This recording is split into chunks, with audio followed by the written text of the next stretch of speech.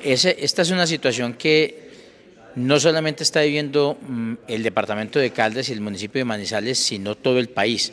Y es una situación que se veía venir en razón a que no ha habido la voluntad política de los gobiernos para hacer el trámite que estamos reclamando y con el que se habían comprometido, que es el de hacer una modificación a la política de financiación del sector educativo y de la política social en general. Mientras no se tramite en el Congreso la reforma al sistema general de participaciones, en otras palabras, mientras no haya una modificación a la política de transferencia de recursos a las regiones, esta situación caótica que se está presentando en nuestra región y en el país no se va a resolver y por el contrario se va a agudizar.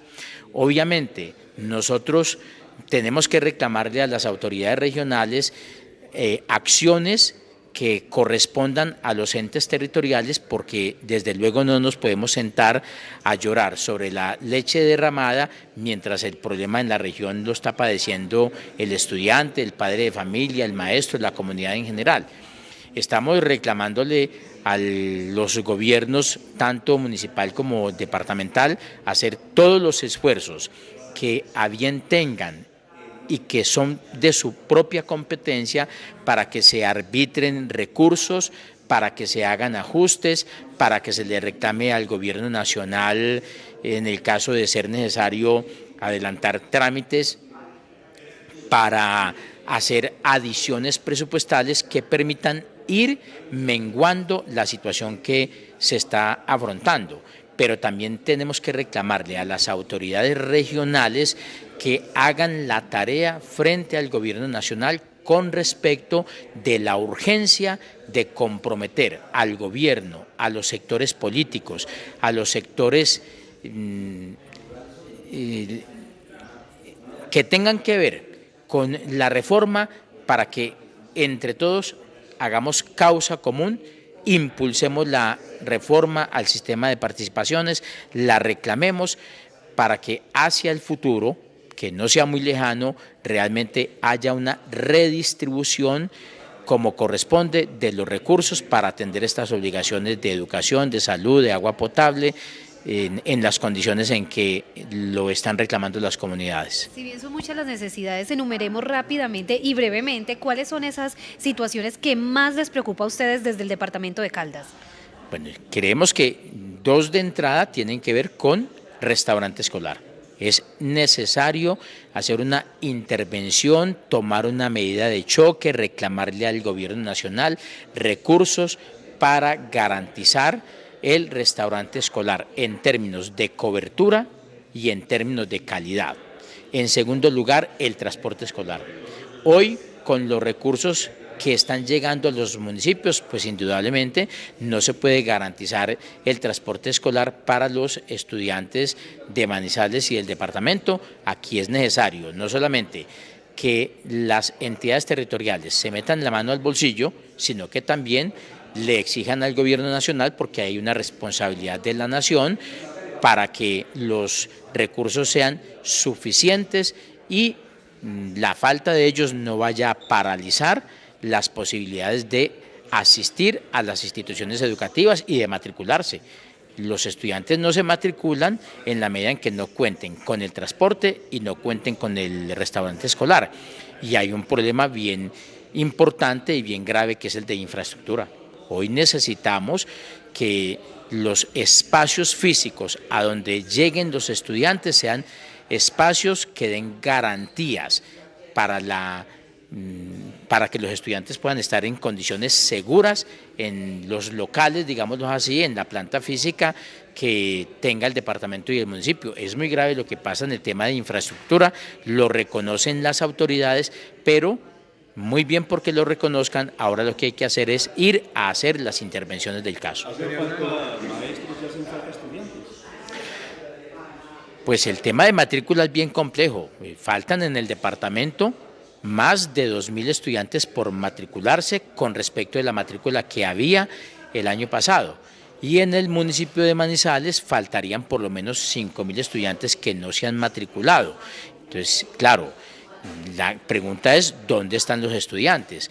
Hay un tiempo que siempre se ha establecido y que está incluso regulado por actos administrativos, y es el de esperar hasta finalizar marzo para mirar cómo se consolida la matrícula. Entonces, estamos a la espera de la consolidación de matrícula, y esa consolidación de matrícula nos indica la planta de personal, de docentes y directivos que se requiere. Pero debo aclarar lo siguiente: nosotros reclamamos que se cambie la relación técnica del número de estudiantes que hay en el departamento por maestro, porque hoy lo que hay, pues desde la lógica del gobierno, es indicar que sobran maestros. Nosotros somos del criterio, no sobran maestros, faltan maestros, porque si queremos educación integral, el maestro de educación física, el maestro de artes, de danzas, pues es obvio que no los tenemos, y entonces estamos buscando desde tiempo atrás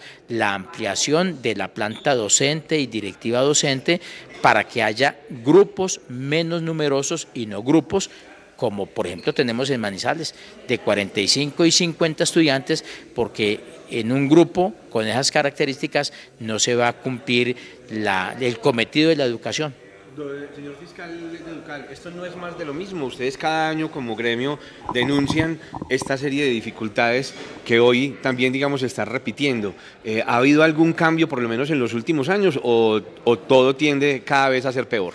Esto es más de lo mismo, y es más de lo mismo por una razón muy concreta. Como se adelantaron unas reformas para recortarle recursos al sector educativo, pues donde no hay plata vamos a tener más de lo mismo, y lo que vamos a encontrar es que va agravándose la situación. Solo en educación, los estudios que contrató FECODE con la Universidad Nacional indican que a partir de la primera reforma al sistema de participaciones que se hizo en el gobierno de Pastrana, y luego con la réplica que se hizo en el 2007 con el gobierno de Uribe, reitero, solo el sector educativo ha perdido 200 billones de pesos. Es una cifra pues que no le cabe a uno en la cabeza, que uno no cree, pero ¿cómo así que el sistema ha perdido solo en educación 200 billones de pesos? ¿Qué quiere decir esto? Que año tras año educación no ha recibido los recursos con los que debería estar funcionando. Hoy el presupuesto de educación está por el orden de 55 billones de pesos. Debería tener por lo menos 80 o 90 millones de pesos este sector de la educación. De ahí que la cifra sea pues francamente estrambótica. Entonces, más de lo mismo mientras no haya una postura política por garantizarle recursos a la política social. La lucha de los sindicatos, entonces, ¿en qué consiste, señor Hernández? La lucha de los sindicatos está centrada en lograr que los gobiernos cumplan con lo que se han comprometido. El gobierno del expresidente Duque se comprometió a avanzar en una reforma al sistema de participaciones. No se hizo. Hubo reuniones, se reunió lo que se llama la Comisión de Alto Nivel, pero hoy no tenemos reforma. Este gobierno ha dicho por boca del señor ministro de Educación Nacional que van en la vía de adelantar la reforma. Esperamos que eso se concrete, pero no nos vamos a quedar en la simple espera, vamos a presionar para que efectivamente se materialice ese compromiso del gobierno nacional. ¿De qué manera van a presionar ustedes? ¿Acaso con un cese de actividades o qué?